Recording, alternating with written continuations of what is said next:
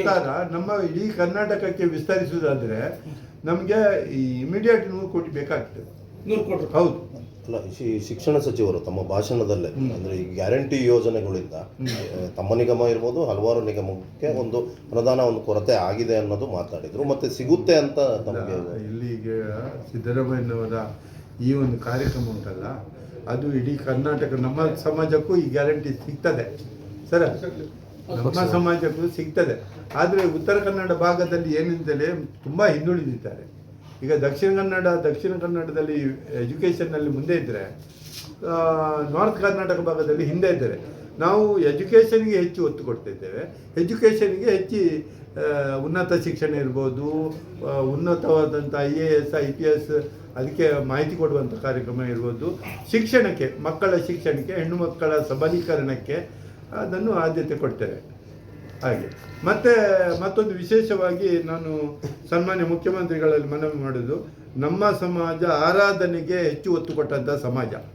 ಹಿಂದುಳಿದ ವರ್ಗವಾದರೂ ಆರಾಧನೆಗೆ ಹೆಚ್ಚು, ನಮ್ಮಲ್ಲಿ ಗರಡಿಗಳಿವೆ, ನಮ್ಮಲ್ಲಿ ದೇವಸ್ಥಾನಗಳಿವೆ, ಅದಕ್ಕೆ ಸಂಬಂಧಪಟ್ಟು ಅದರಲ್ಲಿ ಕೆಲಸ ಮಾಡುವಂಥ ಏನು ಮುಜರಾಯಿ ಇಲಾಖೆಗೆ ಬರುವುದಿಲ್ಲ ಅಂಥವರಿಗೆ ಅದರಲ್ಲಿ ಬಹಳ ಕಷ್ಟದಲ್ಲಿ, ಹೌದು, ಅವರಿಗೆ ಕೊಡತಕ್ಕಂಥ ಒಂದು ಆ ಜನರಿಗೆ ಏನು ಸೇವೆಯನ್ನು ಮಾಡಿ ಅವರು ಜೀವನ ಪೂರ್ತಿ ಸೇವೆ ಮಾಡಿದರೂ ಅವರಿಗೆ ಯಾವುದೇ ಸೌಲಭ್ಯ ಸಿಗುವುದಿಲ್ಲ ಅಂಥವರಿಗೆ.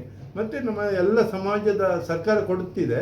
ಆದರೆ ಈ ಮೂಲಕ ನಾವು ಈಗ MD ಅವರು ಇದ್ದಾರೆ, ನಾನು ಅವರಿಗೆ ಈಗಾಗಲೇ ಕ್ರಿಯಾಯೋಜನೆ ಮಾಡಿದ್ದಾರೆ. ನಮ್ಮ ಶಿವರಾಜ್ ತಂಗಡಗಿಯವರು ನಮ್ಮ ಹಿಂದುಳಿದ ವರ್ಗದ ಮಂತ್ರಿಗಳು, ನಾವೆಲ್ಲ ಒಟ್ಟಾಗಿ ಹೋಗುವುದಂತೇಳಿ ನಾವೊಂದು ತೀರ್ಮಾನ ಮಾಡಿದ್ದೇವೆ. ಆದರೂ ಸಹ ನಾನು ಅವರು ಹೇಳಿದ್ರೂ ನಾನು ಮೊದಲಾಗಿ ಹೋಗಿ ಮನವಿ ಕೊಟ್ಟಿದ್ದೇನೆ ಮುಖ್ಯಮಂತ್ರಿಯವರಿಗೆ, ಅದು ಗುಂಪಿನಲ್ಲಿ ಗೋವಿಂದ ಆಗೋದು ಬೇಡ ಅಂತೇಳಿ. ಯಾಕಂದರೆ ನಿಮ್ಮ ಜೊತೆಗೆ ಸ್ಟ್ರಾಂಗ್ ಸಚಿವರಿದ್ದಾರೆ, ಅದು ನಾವು ಅಂತ ಹೇಳಿದ್ರೆ ನಮ್ಮ DK ಹರಿಪ್ರಸಾದ್ ದೊಡ್ಡ ನಾಯಕರಿದ್ದಾರೆ. ಯಾಕೆ ನಾವು ಒತ್ತಡ ಹಾಕುವುದಿಲ್ಲ ಅಂತ ಹೇಳಿದ್ರೆ, ಕರ್ನಾಟಕದಲ್ಲಿ ಆರ್ಥಿಕವಾಗಿ ಕೇಂದ್ರ ಸರ್ಕಾರ ದೊಡ್ಡ ರೀತಿಯಲ್ಲಿ ಸಹಾಯ ಮಾಡ್ತಾ ಇದೆ. ನಾನು ರಾಜಕೀಯವಾಗಿ ಮಾತಾಡ್ತಾ ಇಲ್ಲ. ಆದ್ದರಿಂದ ನಮಗೆ ಸ್ವಲ್ಪ ಈ ಸರ್ಕಾರಕ್ಕೆ ಒತ್ತಡ ಇದೆ ಖರ್ಚು ಮಾಡಲಿಕ್ಕೆ. ಆದ್ದರಿಂದ ನಾವು ಈಗ ಪರಿಸ್ಥಿತಿ ಆಗಿದೆ, ಅದಕ್ಕೆ ನಿಭಾಯಿಸಲಿಕ್ಕಾಗಿ ನಾವು ಹೆಚ್ಚು ನಮ್ಮ ನಾಯಕರ ಒತ್ತಡ ಇನ್ನು ಮುಂದಿನ ದಿನಗಳಲ್ಲಿ ಒತ್ತಡ ಹಾಕ್ತಾರೆ, ಬರ್ಬೋದು, ನಿರೀಕ್ಷೆಯಲ್ಲಿ ಇರ್ತೇವೆ. ಸರ್, ಮುಂದಿನ ವರ್ಷಗಳಲ್ಲಿ ಅಂದರೆ ಹೆಚ್ಚು ವಿಸ್ತಾರವಾದ ಕಚೇರಿ ಅಥವಾ ಕಟ್ಟಡ ಕೆಲವು ಮಾತುಗಳು ಬಂತು, ಅದ್ರ ಬಗ್ಗೆ ತಾವೇನು? ಇಲ್ಲ, ನಾನು ಯಾಕಂತೇಳಿ ನಾನು ಇಷ್ಟವರೆಗೆ ಕಚೇರಿ ತಗೊಳ್ಳದೆ ಇದ್ದದ್ದು ಅದಕ್ಕೆ.